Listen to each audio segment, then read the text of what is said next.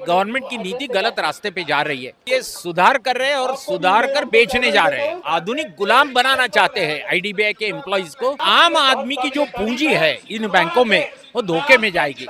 दोस्तों नमस्कार, विकल्पवाणी सच्चाई की खोज में आपका स्वागत है। इस समय विकल्पवाणी की टीम दिल्ली के जंतर मंतर पर है। आमतौर से यहाँ देश के कोने कोने से लोग अपनी आवाज़ों को उठाने के लिए सरकार के सामने प्रदर्शन करते हैं। आज जंतर मंतर पर आईडीबीआई बैंक के कर्मचारी यहाँ पहुँचे हैं। इन तमाम कर्मचारियों के सरों पर एक टोपी आपको नजर आएगी। इस टोपी पर लिखा है सेव आईडीबीआई बैंक। ये क्यों उठा है, ये क्यों आईडीबीआई को बचाने यहाँ पहुँचे हैं, यही जानने विकल्पवाणी टीम यहाँ पहुँची है। लेकिन आपको बता दें, इससे पहले अगस्त 2024 में ये लोग यहाँ आए थे इन्हीं मांगों को लेकर।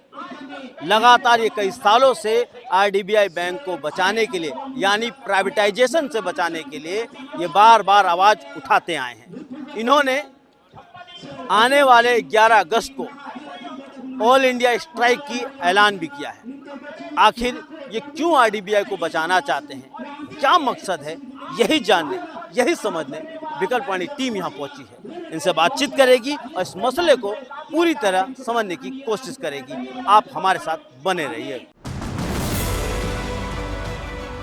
विकल्पवाणी सच्चाई की खोज। सर, सबसे पहले तो मैं ये जानना चाहता हूँ, लगातार पीछे कई सालों से, आज से 11 महीने पहले अगस्त 2024 में भी आप लोग इसी तरीके से प्रदर्शन करने आए थे। अभी आप लोगों ने 11 अगस्त को स्ट्राइक का घोषणा की है। ये संघर्ष क्यों सर, क्या कारण है sir? Mainly government IDBI bank का जो निजीकरण करने जा रही है उसके खिलाफ हम बार बार जंतर मंतर पे, पार्लियामेंट के दरवाजे पे खड़े होके आंदोलन कर रहे हैं। हमें ये आशंका है कि आने वाले कुछ दिनों में इस बैंक को दुबई स्थित इमिरेट ग्रुप को बेची जाएगी। इसके पहले यस बैंक एक जापानीज मल्टीनेशनल ने एक्वायर की। उसके पहले एक सिंगापुर की कंपनी ने यहाँ की लक्ष्मी विलास बैंक खरीद ली है। ऐसे अगर भारतवर्ष का बैंकिंग विदेशी पूंजीपतियों को हैंडओवर किया जाएगा तो क्या स्वावलंबन रहा, क्या स्वदेशी रही? आपने देखा होगा 2008 में ग्लोबल फाइनेंशियल क्राइसिस होने के बाद बड़ी बड़ी बैंक गिर गई थी। वो आशंका फिर से दोहराई जा सकती है। तो हमें लगता है कहीं न कहीं उसका प्रतिरोध करना चाहिए, नहीं तो आम आदमी की जो पूंजी है इन बैंकों में वो धोखे में जाएगी। इसके अलावा आप अगर देखोगे तो आम आदमी एक कॉन्फिडेंस के साथ पब्लिक सेक्टर बैंक में आता है। उसको छोटा छोटा कर्जा हम लोग देते हैं, काश्तकार को क्रॉप लोन देते हैं। क्या प्राइवेट सेक्टर बैंक देगी? ये सिंगापुर का या दुबई का जो ग्रुप है, ये क्या हमारे यहाँ के फार्मर्स को, फिर इनके लिए कौन पैसा बटेगा? फिर मुझे लगता है कहीं न कहीं गवर्नमेंट की नीति गलत रास्ते पे जा रही है। इसके अलावा हम ये देख रहे हैं कि आईडीबीआई बैंक के पास बहुत बड़े पैमाने पे प्रॉपर्टीज है और वो जो खरीदार है वो प्रॉपर्टीज बेचेगा, पैसे कमाएगा और फिर से भाग जाएगा। आज आईडीबीआई बैंक पिछले 5 सालों से बहुत बड़ा मुनाफा कमा रही है, तो आप इसका निजीकरण करोगे और डूबने वाली वो ग्लोबल ट्रस्ट बैंक, उसको ओबीसी में मर्ज किया था। यूनाइटेड वेस्टर्न बैंक, उसको आईडीबीआई बैंक में मर्ज किया गया था। तो जो बैंक घाटे में है उसका नेशनलाइजेशन करोगे और जो प्रॉफिट में है उसका आप प्राइवेटाइजेशन करोगे। तो मुझे लगता है ये आम आदमी के साथ खिलवाड़ है और इसके खिलाफ हम लोग आवाज उठा रहे हैं। जैसा जो आपने भी उठाया कि आईडीबीआई पिछले कई सालों से मुनाफे में चल रहा है। सरकार दावा करती है कि कोई भी घाटे में सरकार हो या बैंक हो या वो मुनाफा नहीं बना पाते, हम उसका प्राइवेटाइजेशन करते हैं। आपने उठाया तो जरूर, लेकिन इसके पीछे मंशा क्या है? आईडीबीआई को निजीकरण करने के पीछे सरकार की मंशा क्या है? साफ मनीषा एक ही है कि भारत ने वर्ल्ड बैंक और आईएमएफ को जो भी कुछ एश्योरेंस दिया है वो फुलफिल करने जा रही है। एक तरफ हम कहते हैं हम सॉवरेन स्टेट है, हम हमारे निर्णय लेंगे, और दूसरी तरफ वर्ल्ड बैंक की डिक्टेट के ऊपर हम जो निर्णय लेने जा रहे हैं वो बहुत बड़े धोखे वाले हैं। और मुझे लगता है अभी ये यूके के साथ जो फ्री ट्रेड एग्रीमेंट हुआ है आने वाले दिनों में ईयू के साथ होने जा रहा है, उसके बाद यूएसए के साथ होने जा रहा है, उसके बाद बहुत बड़े पैमाने पे इंटरनेशनल फाइनेंस कैपिटल भारत की सेविंग्स के ऊपर कब्जा करेगी और फिर एक बार जो ईस्ट इंडिया कंपनी ने किया था वो दोहराया जाएगा। भारत सॉवरेन स्टेट होगा, लेकिन पूरी तरह से उसकी जो इंडिपेंडेंस है वो कहीं ना कहीं प्लेज की जाएगी। सर एक बात और समझनी है, जैसे आरडीबीआई को 2003 में एक लिमिटेड कंपनी उसको घोषणा कर दी गई, फिर उसको अनुसूचित बैंक बना दिया गया। क्या इसके पीछे सरकार की 2003 से ही प्राइवेटाइजेशन की मंशा थी?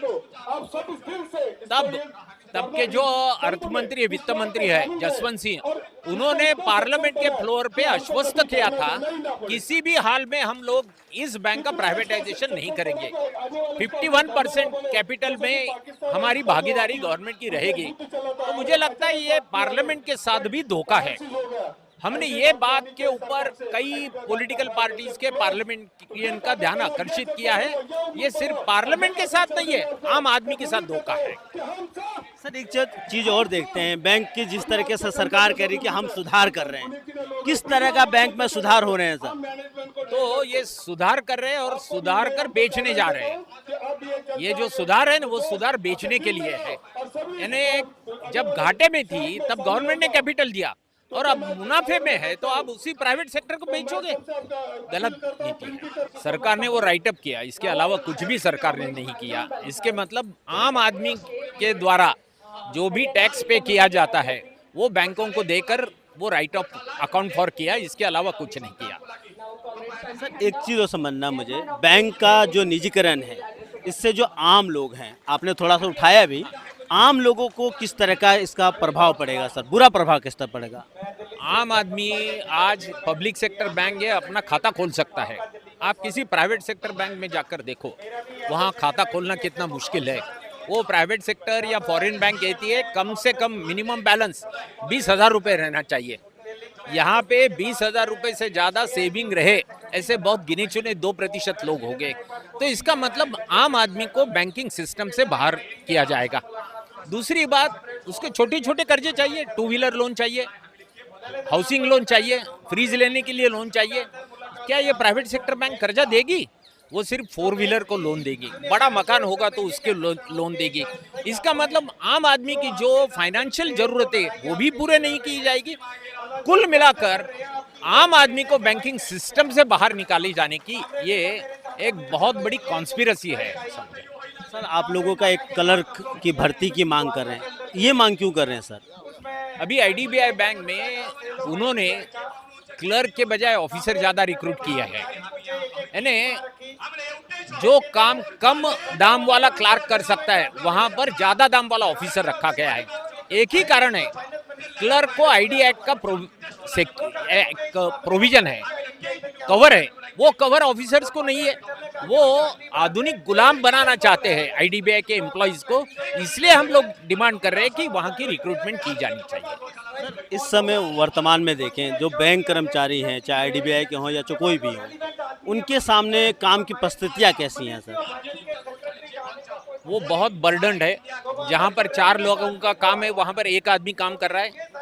गवर्नमेंट ये कहती है सब कुछ डिजिटल हुआ है, लेकिन हमारे काउंटर पे लोग आकर, वो लाडली बहना हो महाराष्ट्र में या मध्य प्रदेश में, या ये जो प्रधानमंत्री किसान कल्याण योजना के तहत किसान हो, बहुत बड़े हमारे बैंक बातें।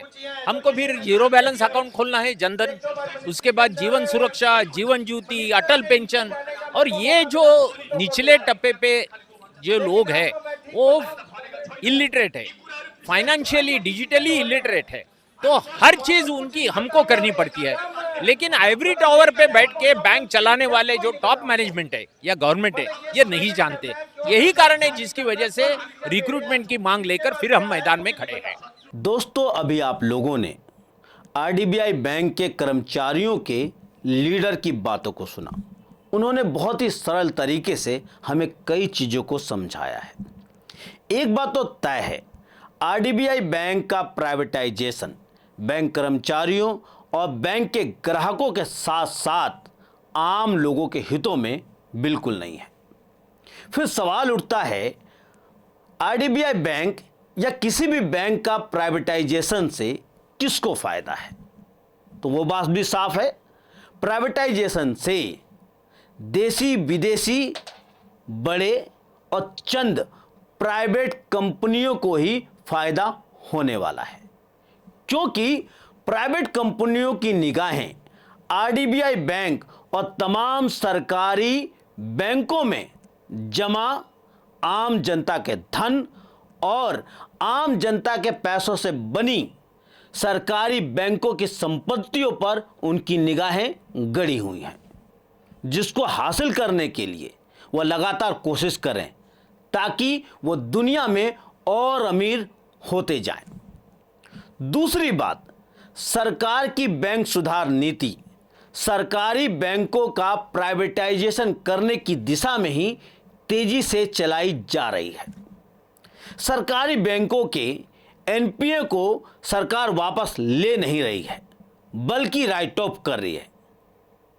इसका फायदा किसको है? इसका फायदा सीधा सीधा जो कर्ज ना चुकाने वाले धन्ना सेठों को है, क्योंकि वही बैंक के कर्ज वापस ना करके धन्ना सेठ और बनते जा रहे हैं, यानी माला माल हो रहे हैं। लेकिन दोस्तों, अब देखना तो ये होगा, सरकार आरडीबीआई बैंक का प्राइवेटाइजेशन करने में सफल होती है या फिर सरकारी बैंक के कर्मचारी और आम जनता सरकार को आरडीबीआई के बैंक का निजीकरण से फिर एक बार रोकने में सफल होती है। इसके बारे में आप क्या सोचते हैं, आप क्या समझते हैं? कमेंट कीजिए और देखते रहिए विकल्प वाणी, सच्चाई की खोज।